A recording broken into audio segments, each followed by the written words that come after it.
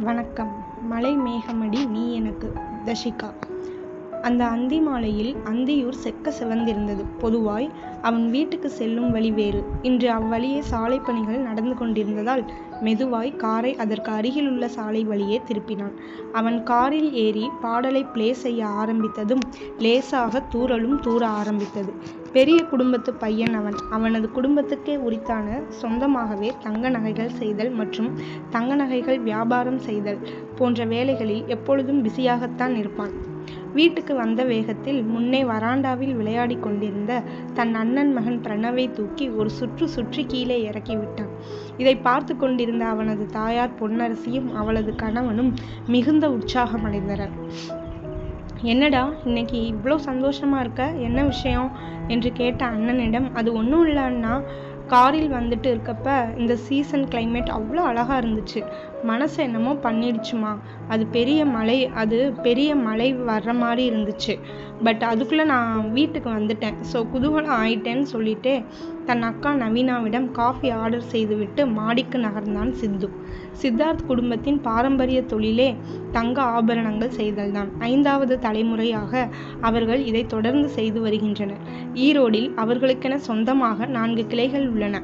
அதுவும் பெயர் மாறாமல் அரசி என்ற தங்க ஆபரண மாளிகை என்ற பெயரை தலைமுறைக்கும் மாற்றாமல் இருப்பது அவர்கள் தொழில் பற்றை குறிக்கிறது. அன்று அலுவலகத்தில் கொஞ்சம் பிஸியா இருந்தவனை பார்த்து, சித்து என்ன இவ்வளோ வேகம், இன்னும் டைம் இருக்குப்பா ஆஃபீஸ் முடிய என்று சொல்லிக்கொண்டே வழிமறித்த தோழன் மதுரனை, போய் வேலையை பாரு என்று கொஞ்சம் அதட்டலாகவும் புன்னகையுடனும் பதிலுரைத்தான் சித்தார்த்.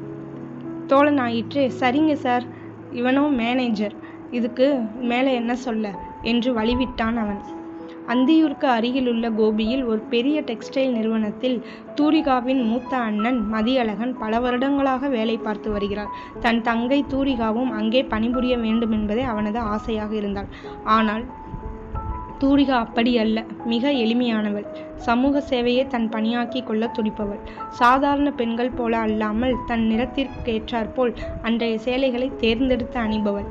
BA உளவியல் துறையை நன்கு கற்று தேர்ந்தவள். குழந்தைகள் என்றால் அவளுக்கு கொள்ளை பிரியம். சொல்லப்போனால் குழந்தைகளுடன் குழந்தையாகவே மாறிவிடுபவள். மாலை பள்ளி முடிந்ததும் அண்ணனின் குழந்தைகளை வீட்டிற்கு அழைத்து வருவது அவளது வழக்கமாக இருந்தது. அன்றும் அப்படித்தான். தன் 2 அண்ணன் குழந்தைகளையுமே தன் பைக்கில் ஏற்றிக்கொண்டு வீட்டிற்கு திரும்பும் வேளையில் பைக்கில் ஏதோ சத்தம் கேட்டு சட்டென்று நின்றது. என்ன அத்தை, என்னாச்சு என்று குட்டி சிந்து கேட்க, அதாண்டா பார்த்துட்ருக்கேன், கொஞ்சம் பொறு என்று சுற்றி முற்றி பார்த்தாள். அந்த நெடுஞ்சாலையில் கண்ணுக்கு எட்டிய தூரம் யாரும் தெரியவில்லை. நகத்தை கடித்துக்கொண்டே, உங்கள் அப்பாவுக்கு ஃபோன் பண்ணலாமா என்றாள். பண்ணலாம் என்று வாண்டுகள் சத்தம் போடவே சிரித்து கொண்டே சரி என்றாள். தன் 2 அண்ணன்களுக்கும் மாற்றி இருமுறை அழைத்தாள். இருமுறையும் கால் எடுக்கப்படவில்லை. முழுவதும் ரிங் சென்று கட்டானது.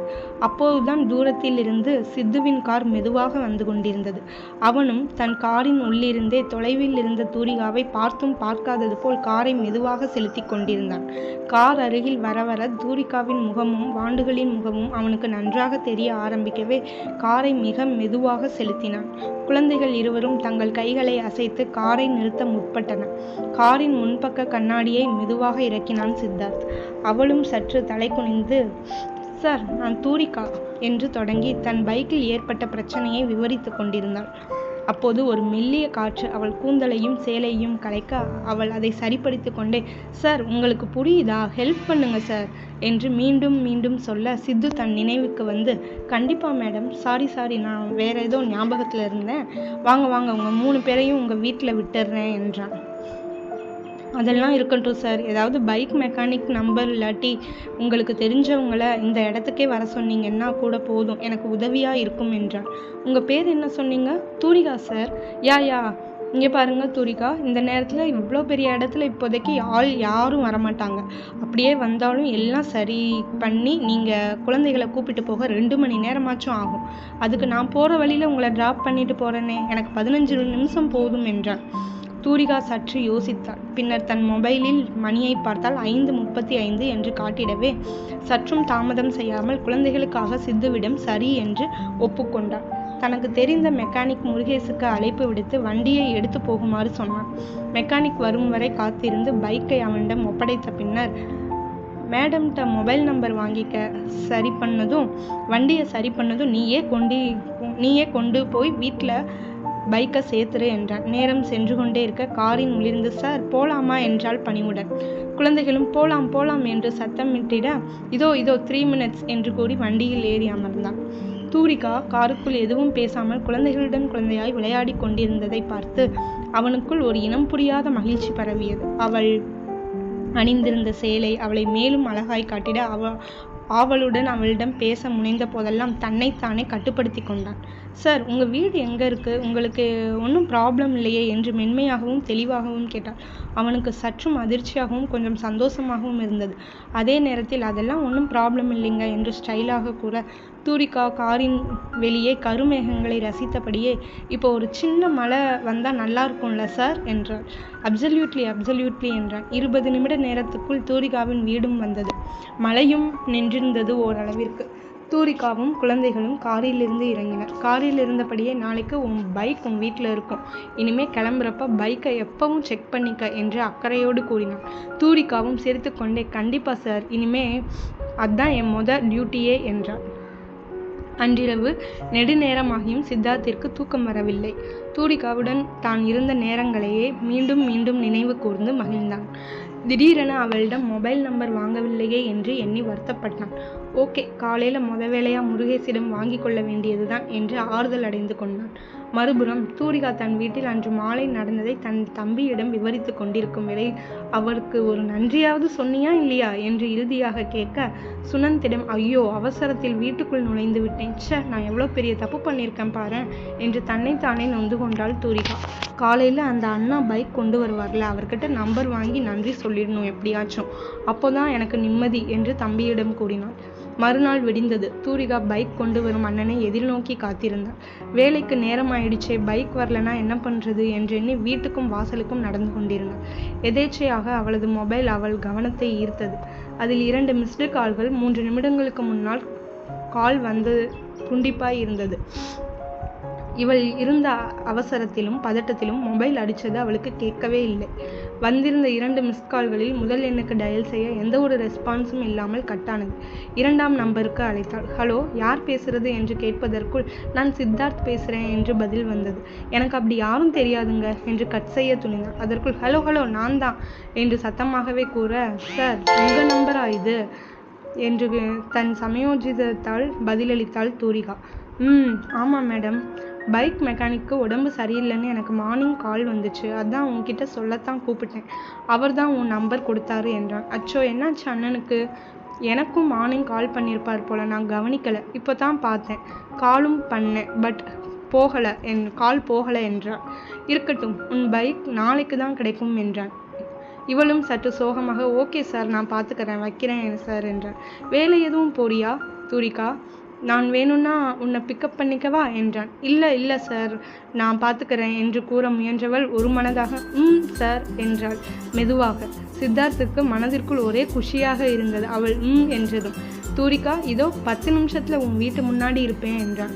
அவள் இதழ் புன்னகைத்தது. ஆனால் மனம் திட்டியது. நீ பண்ணுறது தப்பு தூரிகா, அவர்கிட்ட நீ வேணும்னு தானே சொல்லியிருக்கணும், ஏன் ஓகே சொன்ன என்று சரமாரி கேள்வி எழுப்பியது. இல்லை, அவருக்கு நான் நன்றி சொல்லணும், அதை நேரில் சொன்னாதான் நல்லா இருக்கும், அதுதான் சரின்னு சொன்னேன் என்று மன கேள்விகளுக்கு விடை கொடுத்து கொண்டிருக்க வீட்டு வாசலில் காரின் சத்தம் கேட்டு விரைந்தாள்.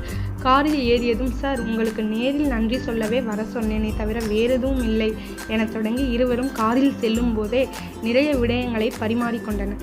இருவருக்கும் ஒத்த கருத்துக்கள் நிரம்பி வழிந்தன. அன்றிலிருந்து இருவரும் தொலைபேசியிலும் நேரிலும் நிறைய முறை சந்திக்கும் தருணங்கள் தானாக அமைந்தது. சித்தார்த் வீட்டில் ரொம்ப நாளாகவே அவனுக்கு பொண்ணு பார்க்கறது தெரியும். இருந்தாலும் தன் மனதிற்கு பிடித்தவளை மனம் முடிக்க வேண்டும் என்பதே அவனது நிலையான எண்ணம். என்னதான் பெரிய வேலையில் இருந்தாலும் தன் தனிப்பட்ட விஷயத்தை எப்படி சொல்வது என்று பலமுறை யோசித்திருக்கிறான். இருந்தாலும் தன் மனதை திடப்படுத்தி கொண்டு இன்று சொல்லியே தீர வேண்டும் என எண்ணி வீட்டில் உள்ள அனைவரையும் அழைத்து பேச முற்பட்டான். தன் மனதில் உள்ளதை வெளிப்படையாக கூறியும் அவன் ஆசைகள் மறுக்கப்பட்டது. முதல் எதிர்ப்பு அவனின் பெற்றோர்கள்தான். நாம் எப்படிப்பட்ட இப்படிப்பட்ட பெயர் போன குடும்பம், தூரிகாவோ நடுத்தர வர்க்கம். கண்டிப்பாக ஒத்து வராது சித்தார்த் என்று மறுத்தனர். சரி, இனி இந்த விஷயத்தை இவர்களிடம் பேசி எந்த பயனும் இல்லை என்று உணர்ந்து தன் குடும்பத்தாரிடம், என் மனதிற்கு ஏற்றவள் தூரிகா மட்டுமே, என்னால் அவளை பார்த்து கொள்ள முடியும், இனி நான் என் வாழ்க்கையை பார்த்து கொள்கிறேன் என்று சொல்லிவிட்டு அவ்விடம் விட்டு நகர்ந்தான். தூரிகாவிடம் தன் காதலை சொல்ல ஆயத்தமானான். இருவரும் அவர்களுடைய விருப்பமான இடமான ஒரு பகுதியில் சந்தித்தனர். அவள் கரங்களை பற்றி கொண்டு, என்னை திருமணம் செய்து கொள்ள உனக்கு சம்மதமா என்று வினவினான். அவளோ, சார், நீங்கள் பெரிய குடும்பம், நானோ நடுத்தர வர்க்கம், உங்கள் வீட்டில் என்ன சொன்னார்கள் என்று மறுகேள்வி தொடுத்தாள். அவர்களை விடு, உன் முடிவை மட்டும் சொல் என்று கூறினான். நானும் இன்னும் எங்கள் வீட்டில் உங்களை பற்றி பேசவே இல்லை. பேசவும் பயமாகத்தான் இருக்கிறது. ஆனால் எல்லாவற்றையும் தாண்டி என் முடிவை நான் தானே எடுக்க வேண்டும். அப்படி பார்த்தால் சித்துவை நான் காதலித்து கொண்டுதான் இருக்கிறேன், வெகு காலமாக என்றாள். அவள் கரங்களை இறுகப் பற்றி, உனக்கு கருமேகம் என்றால் மிகவும் பிடிக்கும் தானே என்றான். அவளும் சற்றும் யோசிக்காமல், ஆம், மிகவும் பிடிக்கும், ஏன் என்று கேட்க, கருமேகங்கள் தான் மலைக்கு ஆதாரம், என் காதலுக்கு ஆதாரம் நீயடி என்று கவிதை பாடினான். இதை கேட்ட தூரிகா அவனை இறுக அணைத்து கொண்டாள். நன்றி.